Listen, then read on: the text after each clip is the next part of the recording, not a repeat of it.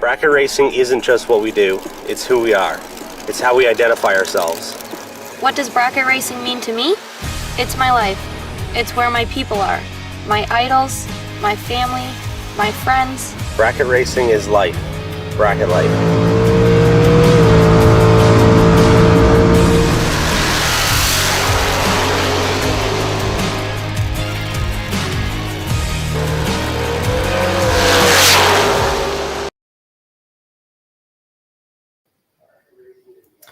Hello and welcome back to the BracketLife Broadcast. It's great to be back. Andrew, Brandon here, my buddy Andrew hanging out over there. I don't know. It's weird getting back in. Gotta get back into the feel of everything like that. Remember what I gotta say and what I gotta do. But it's great to be back here, bud. It's a little bit of muscle memory, right? Like just riding the bike takes a little bit, but once you get rolling, it won't be so bad. But yeah, I'm with you. That's great. I feel like it's been forever. But I know it's just been busy too, right? Life is like that. In December, certainly flew by, but yeah.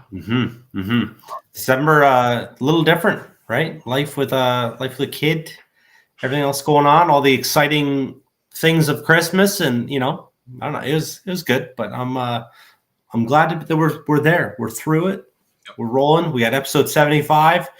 We actually have our list here, and for 2025. Bracket Life will go from episode 75 to episode 100. So is that the last one of the year? So if we that is the last one of the year. If we have to cancel, we'll have to make one up somewhere. That's actually perfect. That's it. Yeah. So we're ready. We got lots going on. Well, kind of more behind the scenes, I guess. There's not a whole lot necessarily to talk about right at the moment. Offhand, I don't know. I haven't really even touched a race car since since we backed the valves off and went through all the valve train, sprayed the engine down. Like, I don't know. That was bad jokes where it's like I haven't touched a race car in a year, right? Yeah. Just eating with this. Yeah. I wasn't even going like that there, but I haven't touched one since last year. Yeah.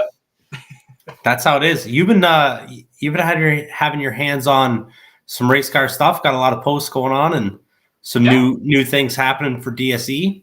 Yeah, we've been just busy with a whole bunch of things there. So Ian's started to pick up on the fabrication side of things, and we've been running some fab work through the shop and doing it out of his setup. But as far as our race cars go, we've had a never-ending list. He's had a whole bunch of heads up, like small tire type stuff we've been working on, a few assemblies, some that went to Fuel Tech with some pretty awesome results, right? And build headers now for the Corvette. It's the list is long. I was just going through this the other day, right? And it's January, and I think we're kind of ahead. I feel like we're okay compared to other years. But boy, like at the same time, I'm looking at that list going, this is a daunting task. And I see those people update the X amount of days till races start. And I'm like, I don't need that type of things in front of me right now. That's not enough, right? Yeah. Life's busy. January's a fun turnaround. It's that fresh start to the year, but I think we've had nothing but race cars around here. It's almost been the exact opposite. I don't think I've gone a week. I don't think I've gone days without having my hands on something that has race car written all over it. Not bad. You can't complain about that, right? Could be a lot worse. Absolutely. No complaints whatsoever. Yeah. So before we dive too deep into the show, tonight's episode is presented by Ovi's Auto and Fleet Service. As usual, right? Still haven't moved. Still in the same spot. I can see the place from out my window. They're located Jasper, Ontario, Canada.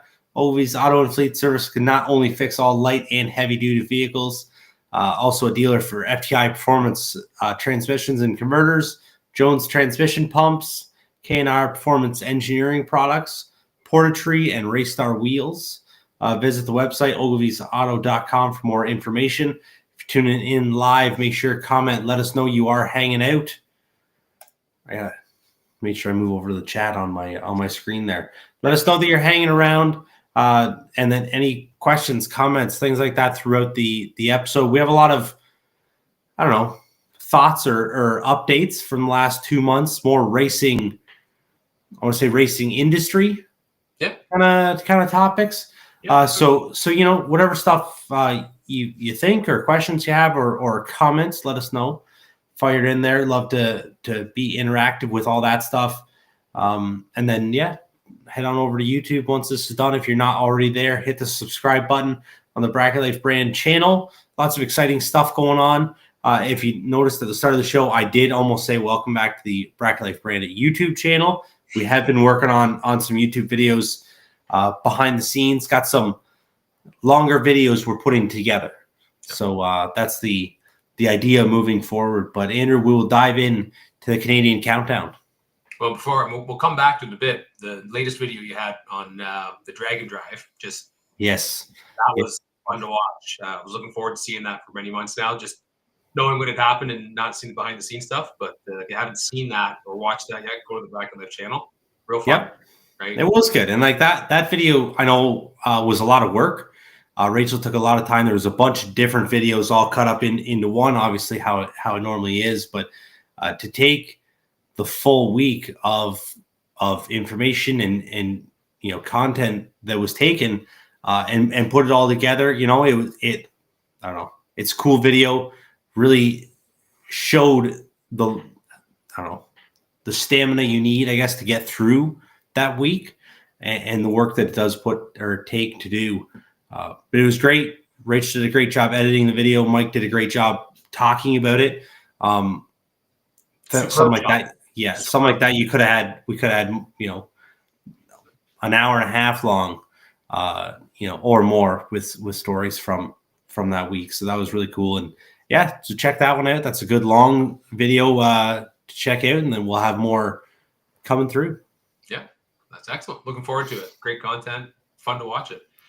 Kicking into the countdown before I hijacked with. That's all good. Yeah. The plug on the tour. So I guess we're going back like PRI, in, out, the 3 busiest days in motorsports industry, realistically. I mean, yep. SEMA is its own animal, but PRI is certainly something of itself. Watching a stadium get filled with trucks, trailers over at Lucas Oil Stadium to moving over to the Indianapolis Convention Center, seeing every hotel within reasonable distance packed with racing people, shoulder to shoulder. Great event. Never been to PRI. It's worth going once if you ever have the opportunity to, between all the amazing equipment, the different machinery, the cars, the people being the amazing part sometimes, right? Who you run into and the folks that you get to see, right? A lot of great conversations. I think that's how I spent most of the first day and a half shamelessly, was running into people all the time and not seeing nearly as much as I probably should have. But great show. A lot of big news coming out of it, particularly some of the next few pieces on the list. But really kind of a exciting year there. It was one of the things I think I took back from it, which when we look at the lay of the land we've got right now, we talk about all the things going on in the world, a lot of excitement in the racing world, which was a refreshing take when you look at a lot of the concerns that, happen across the world right now, right? In the sense of just tariffs and everything else we seem to be talking about between our American friends. But fun show. Look forward to it next year. So it'll be good to see what's happening down there. Saw a Canadian booth too, which was kind of unique. Canadian companies down there, representing their products and things like that. So that was a bit of a change, and nice to see that growth out of Canada. Absolutely. I'd love to get back. I can't wait to go again. We had a lot of fun the 2 years that we did get to go. We'll see what 2025 brings if we can make it down. Lots of opportunity. Like you said, it is worth going to just to check out, and I don't know, everything that goes on for the entire weekend, right during the day, or the after party in Lucas Oil Stadium, or just when you go to dinner, you never know who you can see and who's around, and lots of cool people to connect with. Funniest part about my experience was probably I can't remember who I was speaking to, but a fairly well-regarded racer, engine builder. And I feel bad. I'm just on the 3 hours sleep I'm running off to do the episode tonight. I'm really drawing blanks. But the YouTube guy, the No Way guy, right? Yeah. I'm talking about here, folks, right? I just happened to pass him. I just looked over and it's like, that's the guy. No way, right? So I'm over talking to this gentleman, and I just said, you know what I just saw? And they were starstruck that he was there wandering around as I was of this gentleman, right? And I'm thinking to myself, this is quite the world we live in, right? This is, this YouTube guy is as famous as the gentleman that, is over here, right? So nonetheless, funny how that works there. But probably the highlight of the tour Don Schumacher Racing. We got the chance to go over there and see that from the inside. And boy, like just when I think PRI can top out, they get something like that, and you're over wandering around through Ron Caps's funny car pit area with a slice of pizza and a pop. That was different. Yeah, that'd be all right. Yeah, that'd be all right. So that's the highlightable notes from there. The big announcement, which was really awesome, Spencer Hyde, World Series of Pro Mod champion 2023. I think so. I'm sure with my ears, yeah. Going nitro funny car racing. This one kind of caught me off guard. I think there's been a lot of speculation for a while now that with Spencer's kind of connections to Elite, his different connections to the racing world, that and being in the Peyton Top Fuel car a few times, that there was a bit of an inevitability that, you know, Spencer might end up in a fuel car of some sort.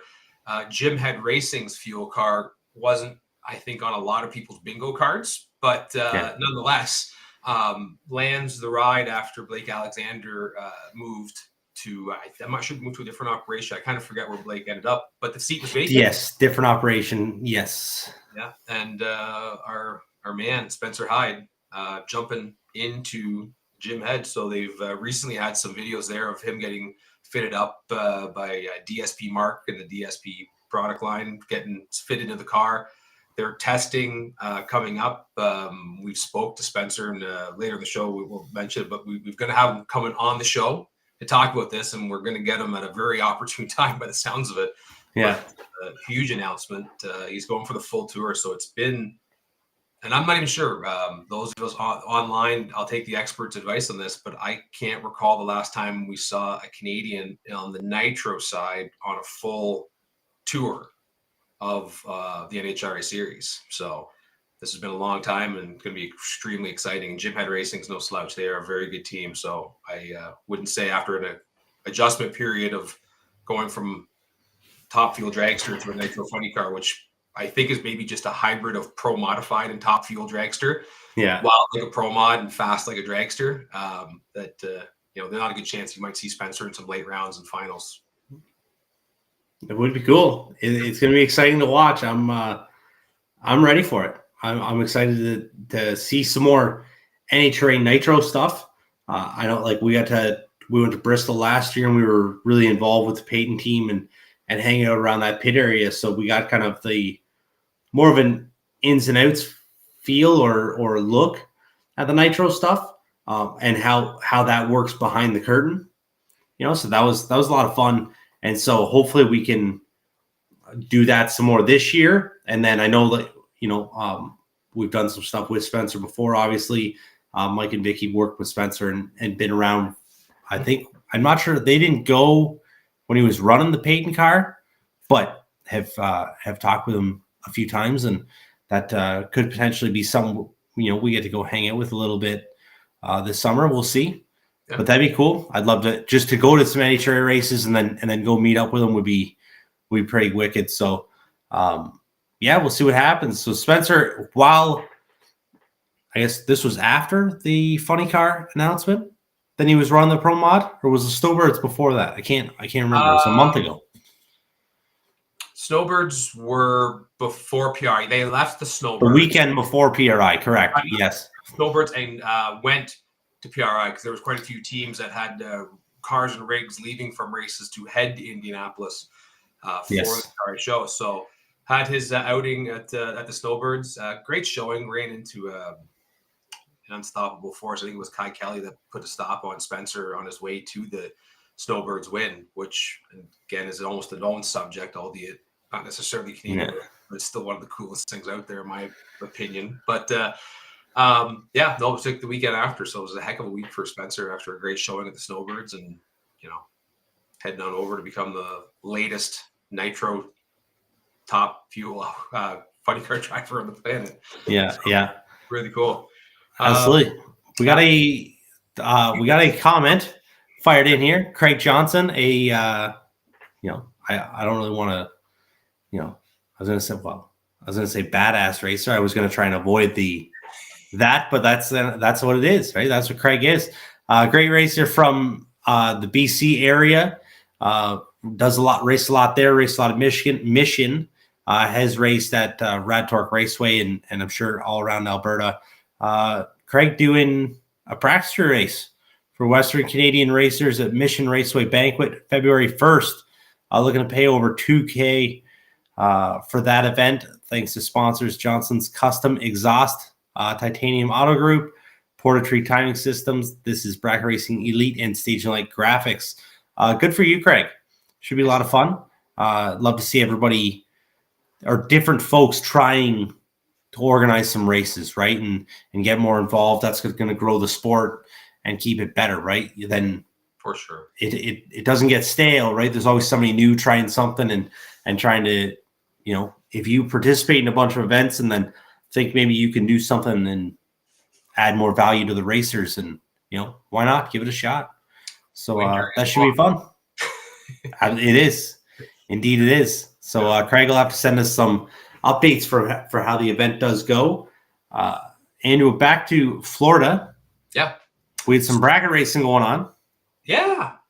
Fill us in on that one, because I know you were paying a little more attention than probably I was running around.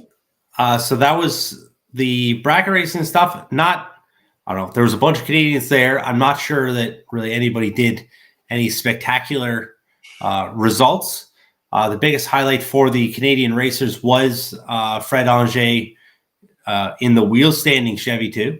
Yeah. Some wicked videos of that. Got a little carried away on one of them, and I don't think got into the oil pan, but I know the tin diaper that they use underneath that did not survive the one wheel stand. Got a little carried away, but that thing is crazy how the boys had that rolling.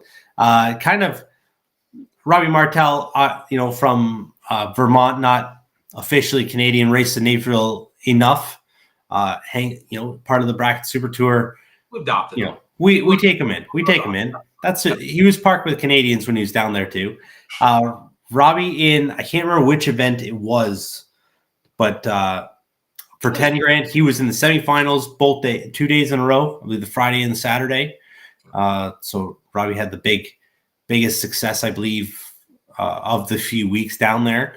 But either way, just I think racing in Florida in December is that's enough to say that's awesome. A pretty good win. Turn on the live streams and see people, or Canadians you can cheer for, right? And friends and whatnot. So I'll, regardless of the results, there was still something fun to watch and people that we know. So yeah, absolutely. So that was cool. Any other Florida news you want to hit, Andrew? Well, U.S. Streetcar Nationals coming up. Yes, sir. First weekend of February. It's the second of the 3 winter series for Pro Modifieds, and Spencer Hyde will be at that one. Remember talking to him at PRI, and he said he would finish the winter series in the Pro Mod before dedicating the rest of the time to jumping into the Jim Head operation. Scotty Wildgust jumping back out. Believe in Jay Santos's car, if I understood it correct. So Jay cannot make the event. Jay did well at the Snowbirds, so combination of Scotty wheeling Jay's car, I certainly think there's a good chance to see another Canadian going some rounds there if everything comes together comfortably for them. So that was exciting to see. And that's kind of the highlights of some of the upcoming stuff. I mean, not that that's, there's still a bunch more Florida-based racing with the SCAG. We have Pro Superstar Shootout. I haven't quite memorized that one well yet. But yeah. An exciting one. See, there's still openings left for some of the class contenders. So they say super stock's not full. Top Sportsman, Top Dragster, right? Contact Bo Butner if you want to get in on that one. But thought about that today in my weaker moment of looking out this window at snow. Also not realizing I have anything to wheel, but whatever, right? But hey, there is. I'm not digging up, graves or nothing here, but I know there's a super stocker somewhere. Just somebody's, I'm just saying. Well, if there's a $60,000 454 that's an Armstrong motor out there legal and anyone wants to make a partnership, maybe we can get to Florida if we get our hands on a few more components. But we'll leave that one open. Yeah, exactly. Can't just let sleeping dogs lie, right? I know, right? Yeah, that's it. Another just kind of the final kind of note for the Canadian Countdown, officially announcing it. I've talked to a few folks about it, and as for anybody who might have been looking or trying to find out if we were still doing this event. There will not be a Winter Rumble practice tree event this year for 2025. A lot going on, a lot of logistics that we were trying to work out that had changed for this year. So yeah, just wasn't really in the cards for how I wanted to pull off the event. Moving forward, I wanted to keep it, at a certain standard that we had run the last 2 years at. I know last year was really good. The way it was all coming together, we weren't able to deliver that full experience for multiple reasons on our own, right? We're busy, and then same with different folks that we work with. So we're hold off for this year, see what happens. That doesn't mean it's gone away forever. Looked at some different ideas for locations. I want to bring it closer to racers that want to participate, or more racers, I should say. I'd love to do something right in Ottawa or closer to, and then I'd love to do something in the, I want to say the Toronto area racers, but yeah, the Western Southern Ontario racers. So we'll see. Have ideas, lots of things cooking for that, right? We're always thinking about new ideas, and as I don't know, I just let everything kind of marinate in my mind for a little bit and then see what comes out, right? So officially, no Winter Rumble for this year. I'd imagine that most people have figured that out. Normally, this event would be in just over 2 weeks from now. So that is what it is. But like I said, might be back. We are instead replacing that, right? We're not just going to sit around and do nothing, right? That'd be no fun. Too long. Yeah, exactly. Just get bored staring at the walls. We are going to start. We don't have the official start date sorted out, but it more than likely will be around the start of March. I know I had some feelers go out earlier this week, or on the weekend, I guess, that people might have noticed. We're going to do a 8-week long BracketLife focus group with racers, and kind of do a lot of refresh, or I don't know, maybe this is completely new information to you. So kind of a course on mental preparation, learn some, go over some basic strategies and ideas for on the racetrack, starting line stuff, finish line stuff, and really focus on why we do what we do, and how we can get more out of it. So that's an idea. So we're working on that focus group. You will all see more of that information come out very soon, once it all is concrete. But I have it, most of it all right here on my other screen set up. So it's going to be very exciting. I know we've got a lot of great feedback so far for people that people that have requested something like this before. The idea is not to replace something like this Bracket Racing Elite, right? Obviously, that's a group that you and I are both in. Enrollment right now for that is open until January 30th, I believe. So you can check that all out. Lots of great Huge information. resource. Yeah. Part of that I can't think how far back I've been part of the elite deal. And you go through periods and spells where, maybe not as much content at that moment. And then something will come out of left field that just is worth every dollar. And I find that over the consistency of the long run, it has paid many dividends to that. It's neat to be part of a focused group, right? That is striving towards embetterment of what we do, right? Regardless of what class you're in, there's so many overlapping aspects to it, and really enjoy that. The 8-week condensed kind of focus group idea. Love this, right? Again, it's not replacing that. It's just taking it, working to a smaller group, right? And working through things. You get a ton of great information from these type of things. Having been in other type of groups, focus group type deals, awesome for the accountability side, right? To get into it, because face it, it's a lot of fun what we do. It's a lot of difficulty in what we do, and there's certainly a lot to learn and get better at. And I found group activities like that, where you're learning from each other and ins and outs, are awesome ways to see different things from different sides and things you never thought about. So yeah, pretty excited for that. But yeah, the elite deal, if you haven't actually looked into that, look into it. the dollar certainly doesn't make it as easy right now. Yeah, for sure. It really has a lot of value to it, right? Yeah. So this kind of for those folks that aren't ready to make that huge, the elite financial commitment. But yeah, we'll see. There's a lot of great stuff I believe in there. I've went over with a few folks and really hammered down the goal of the course and what I want people to get out of this and the benefits I want them to see. And this doesn't mean that you're gonna go in and do this and then all of a sudden, all your win lights are just gonna start coming on. But the idea is to be more competitive, to get more out of racing, right? Enjoy that really instead of just going through the motions, right? You're going through them with purpose. So that's the idea. So I'm very excited for this. I've talked about it for a long time. I've had notes on this for a long time. I've wrote paragraphs and chapters of what would have become books of some sort on how we race and how to start in there and go from your beginner racer up to that next level, right? I'm not going to tell you how to get to become an elite racer by any means, but to kind of get through that middle ground and really start being competitive, get on your way. So yeah, I'm very excited for it. I hope a lot of people also are. I had a bunch of folks reach out and have had great feedback so far. So excellent. Yeah, should be a lot of fun. So that's pretty much the Canadian countdown. Yeah. To start our first one of 2025. We will get to some race results soon, I think.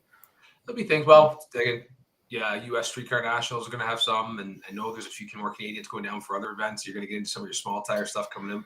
Divisionals are around the corner. Yep. I can understand listening to some of the Can-Am stock, super stock circles out this way. A few different people looking to beat the winter blues, pack up, watch the forecast, drive around the snowstorms and different things, and head south. So, that's not far around the corner. There's even a few big money races coming in March. So I'm sure there'll be some Canadian content to speak about there. Mm-hmm. Absolutely. So, Andrew, now we will dive into some deeper topics, some good stuff, some stuff we're not really sure about. Yeah. But some updates over the last 2 months. First, I think we'll dive into some NHRA information, rule changes. We'll dive straight there. The new rule coming out that starts, I believe, June 1st is when it officially takes into effect. Top sportsman, top dragster will now be required to have a 6 or 7 point seatbelt. So these changes, I'm just bringing up my information here now, making sure I have the right stuff. These changes will go into effect for those racers next year. Next season, we'll go to advanced ET. So that is the cutoff is 450 in the 8th mile and 750, I believe, in the quarter mile. So a lot of change, like not really a huge impact for bracket racers. I don't know how. Potentially, right? I mean, the honest year, right? A 450 bracket car, as much as it's not sitting out in my garage right now, isn't an unobtainable car. And there's a lot of those type quick cars out there. A lot of 440 cars, a lot of 430. I mean, for God's sake, 14s, 20s, and 30s are not that uncommon of car to see anymore. So I think it's a bit askew to say like it's not an issue in bracket racing for those because there are quite a few of those cars. Yep. I'm not against the safety rules. I'm just so tired though of seeing late additions to things. And again, this has no effect on me whatsoever. I don't own anything that's in that group. I'm not planning to wheel anything. I believe that's going to be in that group. Top sports and top dragster. Unless someone out there has a car that they want to pilot for, then this directly affects me. But at the moment, nothing.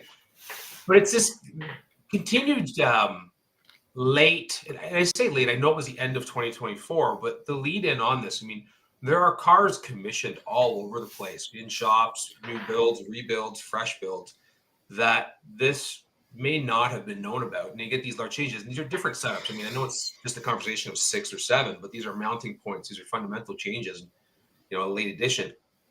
But there's I get the safety point, but but where's the justification on the advanced bracket stuff? And I guess top sportsman, top dragster, advanced are kind of all in the same category, right? There's a speed, and we've all decided, or someone decided at one point, this is from this point forward is fast, and this point down is slow. Like 451 apparently is less dangerous than 449, right?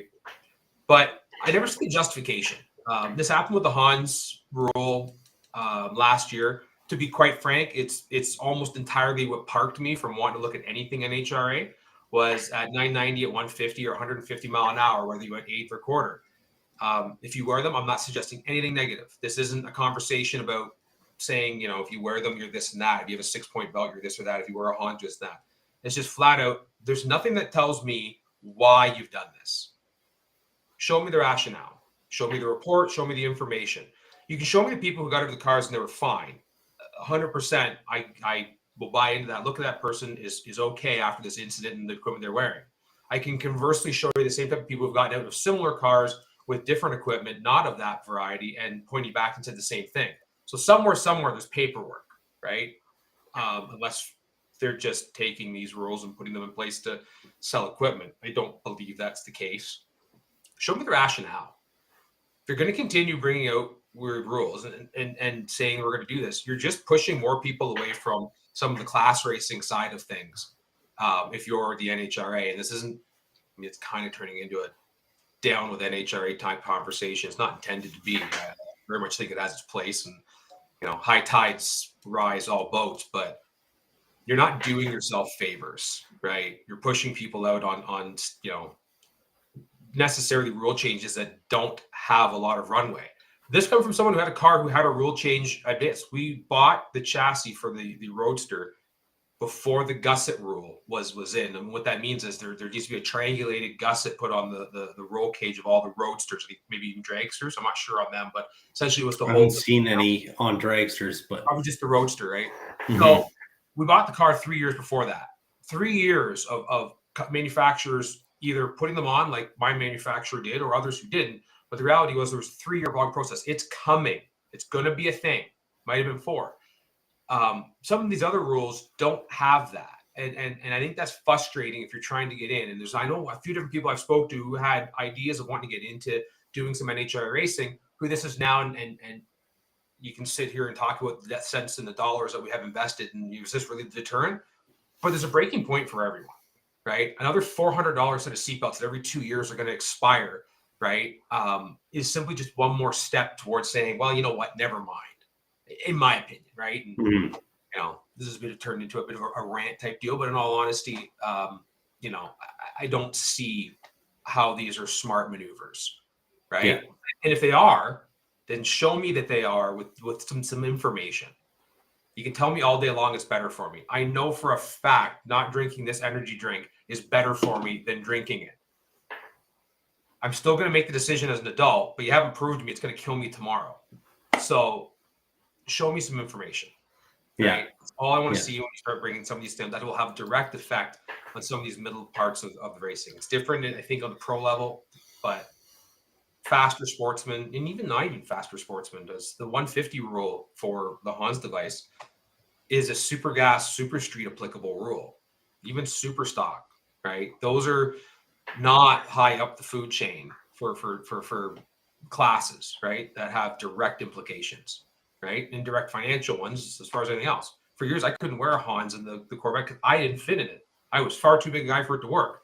What do I do then if that was the case? Like, these are the things I don't think I'll necessarily get thought about, but I know this has effect on you. So I'm kind of curious what your thoughts are on this, because I know I've gotten the blood pressure's up a bit, I'll be honest. Yeah.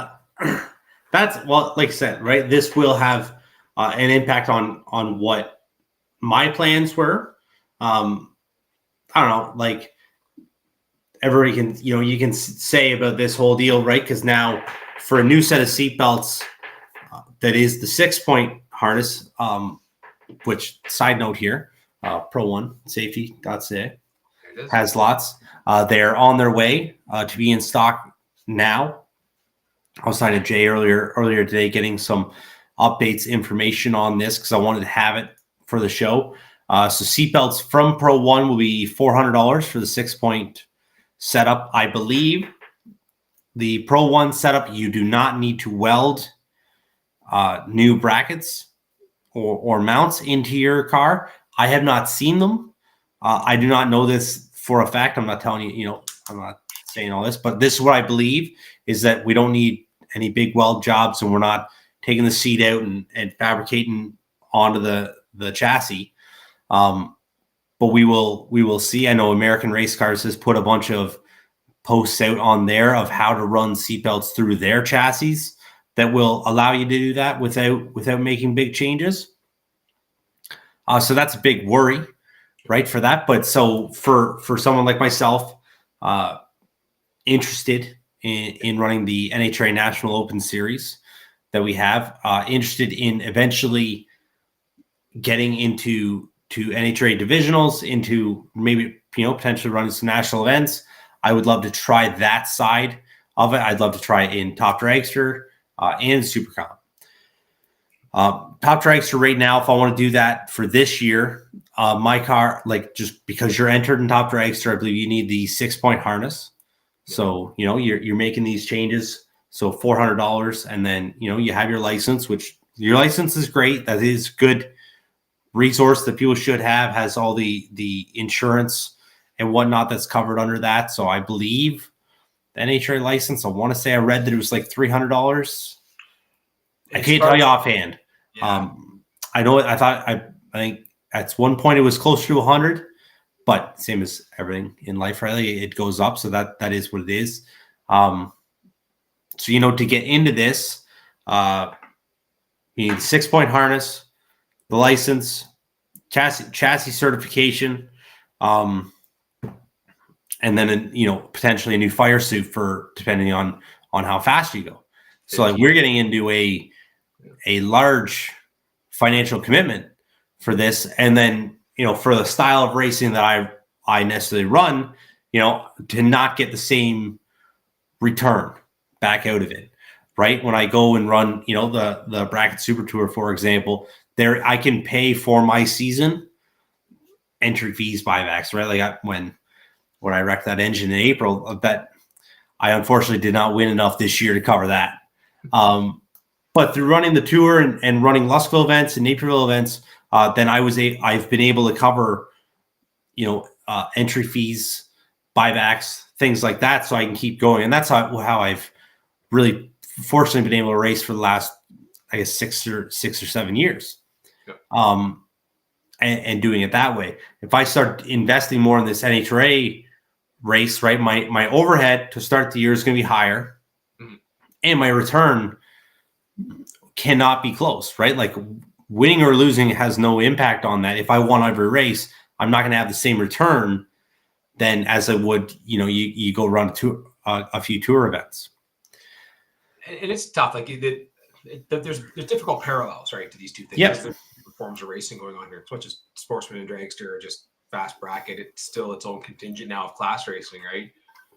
Versus just regular bracket racing. Yeah. And I adhere to the argument that, all right, yeah, these are two different forums, as much as there's for sure in both of them, right? And because I've had both sides of the argument where, yeah, it's more for less, but it's different, and I do it because of this, X, Y, and Z, right? For sure. And then the other side and go, why on earth would you ever spend this much time and effort to go through all the same trouble or more to not get as much in, the bracket form as you do from the class racing form, right? Mm-hmm. Personal choice. And I think that's kind of my take on all this, right? It comes back to just, at what point does the individual not have the final say in what they want to do? If you want to go NHRA racing, you can do that. Yep. You want to go bracket racing, you can do that. You want to go top fuel racing, you can do that. Your own personal choices, but the point where you start to get inference on, here's what you have to have, here's what you have to have, and you have no implications of where I feel enough is enough, just gets start bothersome, right? You told me to do this. That's flat out why I think you're going to see bracket racing, more people move towards it, is just being fed up with the consistent feeding of, I won't say nonsensical rules, but when you can't rationalize it to me per se, it's nonsensical to an extent, right? Mm-hmm.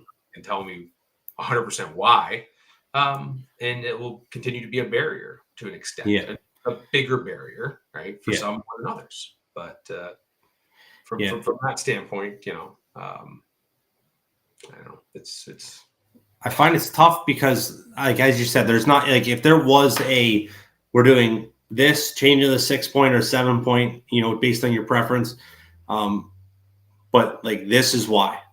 This is the reason. This is the numbers that we're looking at, and whatever. And then when you come back, then you and I can have this conversation. And then one side says, "Oh, well, that's dumb." Oh, well, no, there's then I have a rebuttal, or somebody has a rebuttal to it, right? Not just because they said so, right? And it is I understand the intention is for safety, right? And we're not arguing at all against that. But is there a huge difference in numbers between using a 6-point harness and a 5-point harness in this certain forum, or with in Top Sportsman, Top Dragster? Now I understand Top Dragster in IHRA stuff, there are dragsters running upwards of 225 miles an hour. So I get that too, right? There is that, when the class can cover such a wide variety, I guess, of speeds, because you go from 450 to, I don't know, let's say 610 is a 390, potentially 4 flat, that's awesome. A big difference. I realize the Pro Mod's been like this for, I don't know when they would have started this, but the 6-point harness file that I was reading about is from 2012. So it's been and then I realize the fuel cars and stuff like that have had this technology for a long time as well. But so we'll see the implications of this. This isn't just kind of crying about stuff, right? Because it's a fair point. You go to anybody who's going to start right? We were going to look into this, run the IHRA stuff, try something different. That it's just one more thing to kind of hold you back from it. And I know, especially, which we'll go into our own NHRA National Open Series bracket finals news next. But right, Glenn Grow and his team working very hard to grow NHRA in Canada, having a great series and setup, and then so everybody who ran NHRA before, and they picked up some more folks last year, and then more people want to jump on board because they're able to, and I already have the equipment. Well, now I got to make more changes to my car and do this. Maybe that'll maybe push some folks out. So that's kind of it for that stuff. We'll see how it goes. I don't know. I'll have 6-point harness in my car here, before we do get started, because we're gonna go in for it, right? I do want to try it. I want to go into that, but it was just kind of something that came up over the winter that didn't quite sit perfectly. Looking for some justification. But Andrew, let's hit some positive NHRA National Open bracket finals news. So some neat things. A little bit. This is from me just looking at schedules, and we touched on this a little bit in one of our last episodes about so Luskville getting the Canadian bracket final. It's an Eastern bracket final, realizing that those in Alberta likely are making the trek to Luskville, Quebec for the Canadian bracket final. Would love to see it. But from news I got from PRI and from insights, it certainly is exciting that the bracket finals in Luskville are going to be the same weekend as Division I bracket finals in Media, meaning that the 8th spot that normally gets crowned as a wild card, I can't fathom that NHRA would schedule 2 bracket finals on top of each other unless those winners from those bracket finals got the golden ticket to go to Vegas. So inference on my end and rumor on the other that potentially that bracket final coming up, which would be gigantic for Luskville. Super excited to see this type stuff coming to Canada in general, particularly our Eastern friends like this. But interesting thought that Luskville bracket finals could be crowning super pro, sportsman, bike, and sled. And I know EV is a class that is contested at the World Finals. I'm not sure what our EV class looks like in Canada, but those winners potentially getting tickets to go to Vegas. They've certainly, if you looked at a lot of the NHRA advertising, they've included the Canadian bracket finals in part of the Summit Super Series World Championship advertising for NHRA.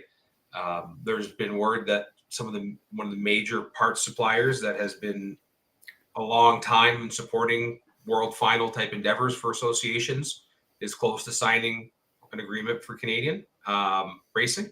So these are all things that would help go a long way in making all that happen. And I could suggest that would be a gigantic needle mover, like peg mover here on the scale when, we finally have some large implication type racing for Canadian drag racing in Canada for world championship aspirations, right?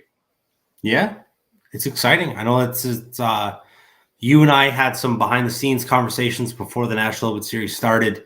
And this was an idea, a year and a half ago, maybe 2 years ago, I guess now, when this all first started coming out. So yeah, now hopefully the announcement comes soon, or we'll see and we get some confirmation, right?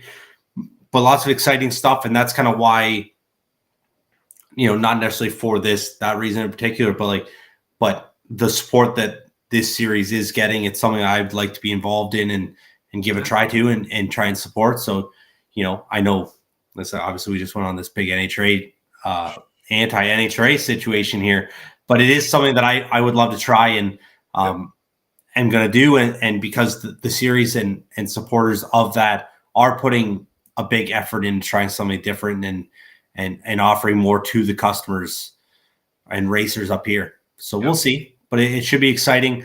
Some big things coming for that series, and see where that goes.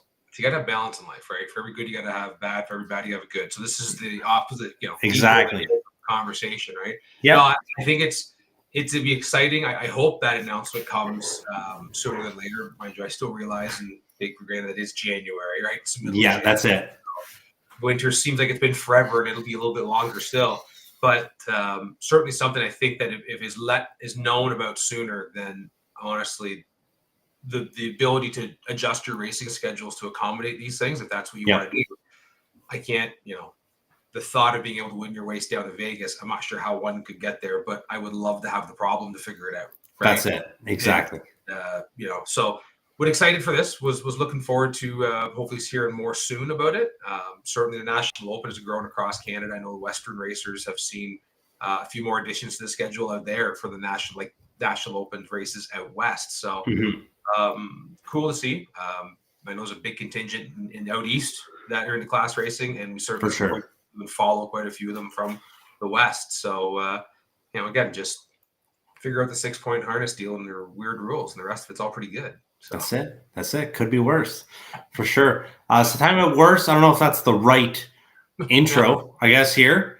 Andrew, we'll hit some IHRA stuff here quick. It's been a whirlwind on the IHRA side, kind of trying to make the comeback. Obviously, it's been when IHRA has been gone, I guess, for a couple of years. Well, careful. Around, but not in a capacity that anybody. They have not been fulfilling much of the racing circle for us in our part of Canada. I'm trying to think what was out west, and I'm not sure if there's. I know because Rad Torque Raceway was IHRA, and then they switched WDRA 2 years ago. NHRA. I got everything else NHRA. I think. Regardless, you're right. They haven't exactly been the strong association for our particular area. When the WDRA came into formation, it certainly brought with a lot of connections, which clearly, when you look at the sanctioning website, Canadian sanctions were very deep, very strong, abundant. But boy, if you haven't subscribed to the IHRA feed, I see no need for you to pick up a new TV series to watch or drama series. Just go back to just before PRI and watch all the news feeds.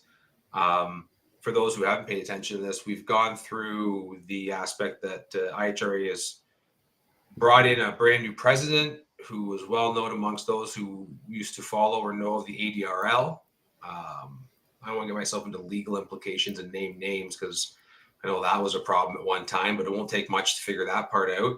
Yeah. president, and then somehow in the span of 2 days at PRI, the IHRA went from being we're going to revive it to being acquired and by a different company out of Cincinnati, Ohio. Then they had new ownerships from Larry Jeffers. Larry Jeffers was there, had a booth with IHRA. 4 days later, it's not owned by Larry Jeffers as they leave PRI. It's a new owner. They're going to bring back the Nitro Jam series. They're going to bring in Top Fuel, Funny Car, Pro Modified, Pro Stock, Mountain Motor Pro Stock, Top Alcohol Funny Car, Top Alcohol Dragster. You name it. We're coming back, 3-race series. It was the second coming of Jesus, it was the biggest thing that is ever going to happen. And all of a sudden now the bandwagon was formed, right? We are rolling. You've ever been a Leaf fan? This is not uncommon. Just everyone get back on, right? This is the year. And it certainly seemed interesting, albeit, boy, that was fast type feel to it. There's an Iron Man showing up, which the reason I think we're talking about this is I still have a soft spot. Like IHRA back in the day afforded me some great memories, some fantastic racing. I formed alliances and friendships through that racing that I still cherish today. I have many trophies and many memories of finishing, 7th and 8th in the world, winning division titles, winning, large national events and divisionals. So this is why it kind of hurts, I think, to go through all this and watch this. It's kind of like, I'm not sure. It's watching an old friend who just can't get their life together, right? Yeah. And so after all of this, we're sponsoring the advertising of the Bengals, which is an awful organization to align yourself with if you're a football fan in any capacity. Forgive me for ranting here, but like of all the places I was going to align my product with, the Cincinnati Bengals was the last, or at least not the top 5, but we're going to align with them. We're going to a 10-race series. We got a big announcement. Every week there's a postponement for some big announcement, right? And then the big announcement was the president was fired. The big honcho that was going to fix all this and had gone from, we got a new owner to we're going to fix it to 3 races, 10 races. We're inviting every professional class that's ever existed. It's going to be the greatest thing you've ever seen in your life. To fired. And now we're back to just who owns the IHRA? Where is it? Is it even a sanctioning body? I know it is, but no one knows what it's about. And you're just sitting there looking at it going, friend, just yeah. It's perceivably over. Before we back in December, even when we're talking about shows, I was contemplating the conversation of how much room can there be for NHRA, WDRA, and IHRA, essentially being the large 3. Not discounting PDRA, just knowing that that's a different product, right? Yes, for sure. A different racing form, right? When you're looking at bracket and things. I think that discussion doesn't seem to be a discussion much anymore. I was of the opinion that at some point the two of them between WDRA and IHRA has got to probably give, and I would suggest we're awfully close to finding out how that particular discussion is going to end, because here we are, right? And I think we switch to WDRA and any thoughts you might have had on that. Your license is probably far more valuable with a WDRA signification on it than it is the old international IHRA globe on it. Yeah. And, like you said, it's too bad. I don't know. I read through all the comments and there was a lot of bad. There's a lot of good, but a lot of bad. Yeah. I was excited. I thought the idea could be cool. The idea of a challenger for to NHRA is neat. On the nitro side, on now whether I don't believe there's enough cars around now, and the expense is just too high to ever make that happen and go back to the way it was, right, where both sanctioning bodies would have full fields. I'm not sure that I can't honestly remember if IHRA had full 16 car. They were 8 nitro fields, but yeah, 8 car, but still awesome show. Great stories, great racers came out of that. I grew up at IHRA events. Got to race in a couple in a junior, never got to run them with a big car. But that was a highlight of our year, was going to Grand Bend and Hugo for the IHRA national event. So had that glimmer of hope a little bit for a minute. was another avenue to do the 90 racing, right? Yes. That's something I've always wanted to do. We talked about that earlier. To run 890 would be a blast. Top sportsman, top dragster. We did that a lot as a family growing up. I don't know. I was hoping they could pull it off to a certain point. Not looking very good right now. Been pretty quiet the last couple weeks now since the removal of their former president. But yeah, it's too bad. I love the hope that there was, right? I watched a couple of the live stream videos that they had out, and there was a lot of hope in those videos, and a lot of like, hey, we're doing this. This is going to be cool. This is going to be great. And then I felt bad when it was getting cut down online, and I'm like, man, this dude is. I don't know the whole details, what all went on with the ADRL stuff. That was before my time. You can like I said, you figure it out, and I have a general idea of what it was. Google search will get you well up to speed on anything you need to. Like that sort of thing. That's why I'm not rehashing. But but I was like, you see all this, and then like this dude's out there, and he's really putting it out there, and he's really looks like he's making a big effort, and then for it all just to be, gone by the wayside, that was tough. But all part of it, right? That none of this stuff's easy. It is still a business that needs to be run, and the business numbers still have to work. So that's how it goes. We'll see what happens. Essentially, in my opinion, it only makes the WDRA stronger, right? NHRA is what it is. It runs for the most part, especially like the divisional and national side. They have their following, and those people that got brought up kind of in that stay in that. To a certain point, we said earlier about how much it's going to allow newcomers might be tough, but WDRA really, I think, has a lot of traction. I've heard only good things from that.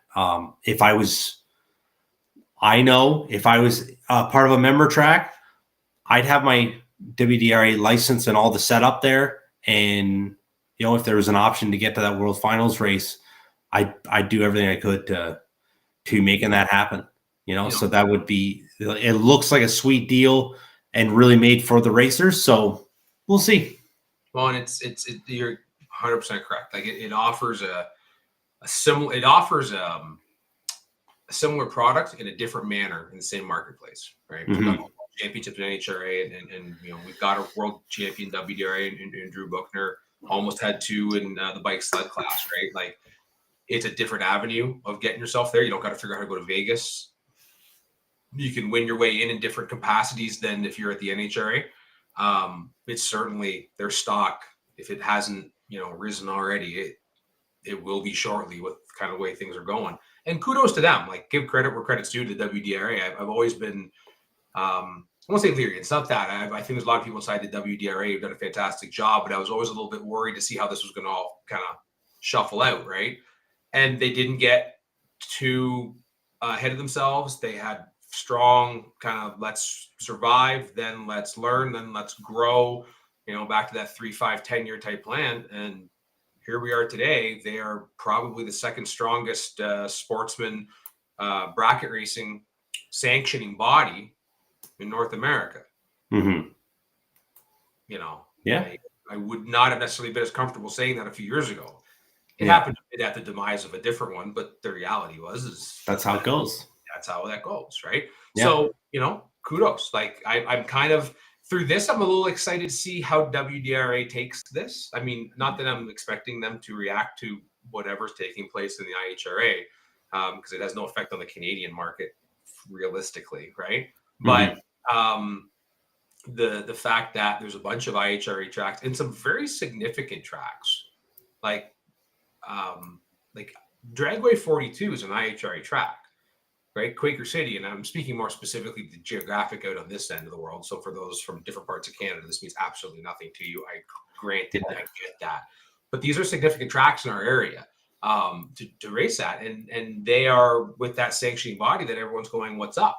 And they're also very close to the WDRA's circles of growth through here. So I'm intrigued to see over the next few months how this helps the WDRA, even if they haven't necessarily, got a game plan on how to utilize this marketplace now, I'm sure they'll come up with something, because at this point they've done everything that they've promised they were going to do and more, and they've done it well and they've done it smart. So the opportunity is right there. If they have anything, I think or maybe it's just double down and just continue doing the same thing, right? Consistency is always fantastic. Right? Mm-hmm. Absolutely.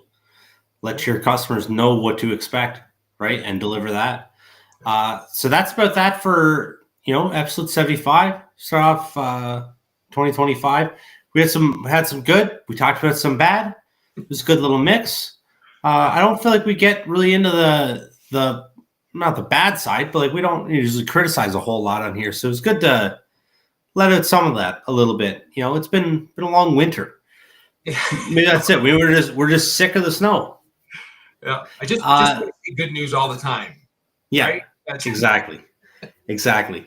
Some upcoming Bracket Life shows. We have some exciting news, right? We've talked about this a bunch about, we're gonna do this, we're gonna do that, we're gonna have some good stuff for you. Well, we do. Yeah. Right? We've been working on it. We have our list set up. So in 2 weeks from today, January 28th, the $1 Million Man. And no, not Ted DiBiase. Yep.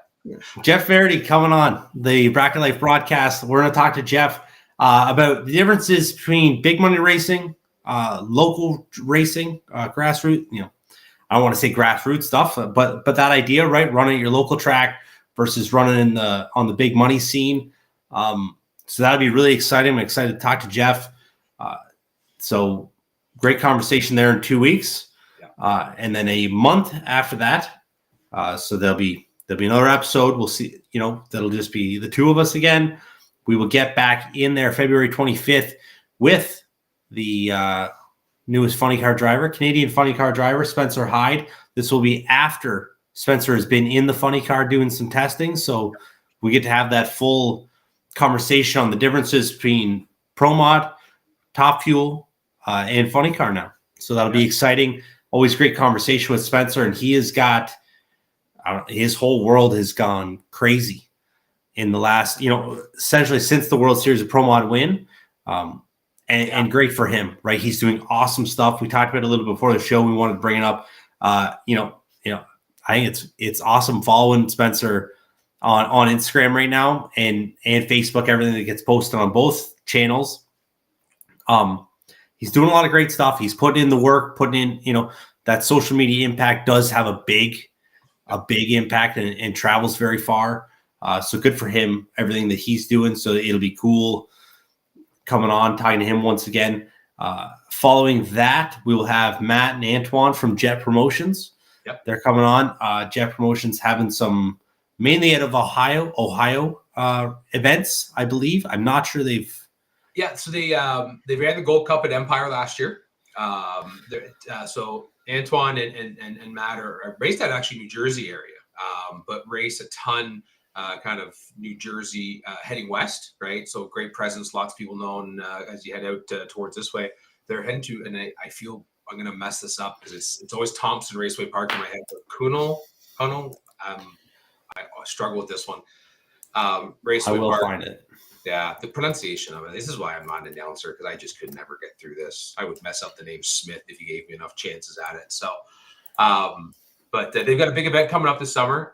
If you've been to any of their events, you know their product. If you haven't, we're going to get them on the show, talk about it. Fantastic racers, great people. Got a chance to meet Antoine at quite a few events this year and talk to him. I didn't get the opportunity to go to his race at Empire due to heading up, I think the Super Tour races I was competing at were kind of in conflict, but know lots of people, great folks. It's going to be a great time talking about it. They're great racers.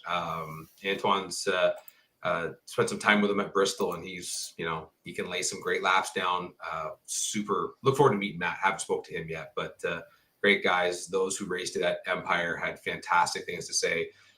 Heading to a track that's pretty centralized, like easy to get to if you're a Southern Ontario racer. If you're one of our American friends, the old Thompson Raceway Park was a former IHRA Pro-Am track. I know Jamie Tupper knows it fairly well, I believe, from years of racing there in the Pro-Am. So excited to talk to them about it and getting more guests lined up as we go along here. It's going to be a great year. Super excited for the Verdi one in a couple weeks.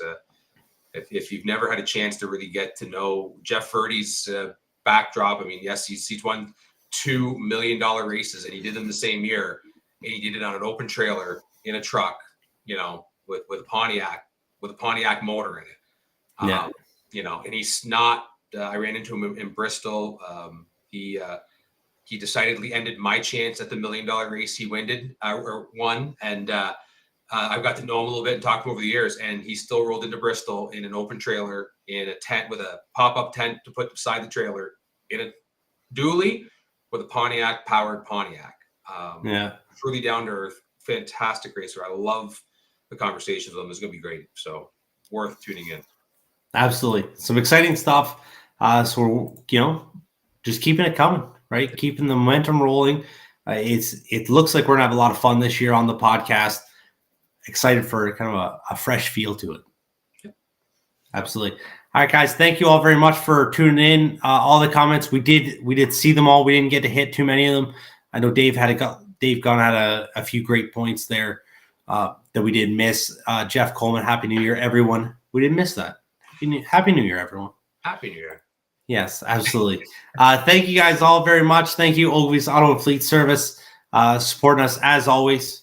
And yeah, we'll see you all in 2 weeks back again with the $1 Million Man. It's going to be fun. Looking forward to it. See you later. See ya. We started the business over 35 years ago. A lot has changed over the years, but one thing still remains the same. Our passion for fixing cars. With a team of over 12 men and women, they work day in and day out to provide us the best quality service possible.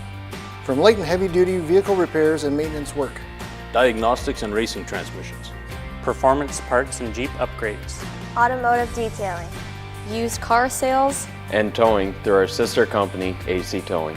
Our team has the knowledge and understanding to solve all your vehicle needs while putting your mind at ease.